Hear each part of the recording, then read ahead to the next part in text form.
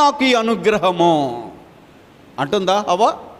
యెహోవా దయ వలననే నాకు ఈ అనుగ్రహము. నేను పొంది ఉన్నాను, ఈ ఒక మనిషిని సంపాదించుకున్నాను.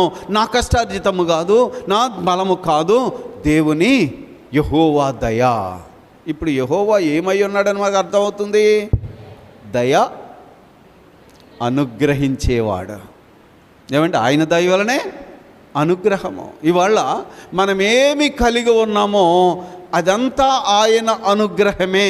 అసలు దేవుడు అంటే యెహోవా. యెహోవా అనేది ఆయన నామము.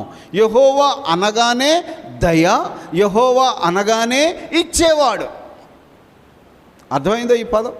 యెహోవా అనగానే ఇచ్చేవాడు. ఆయన అనుగ్రహము వలననే నేను సంపాదించుకున్నాను, ఆయన అనుగ్రహం వలననే నేను పొందుకున్నాను. ఆయన దయ, ఆయన అనుగ్రహము. యెహోవా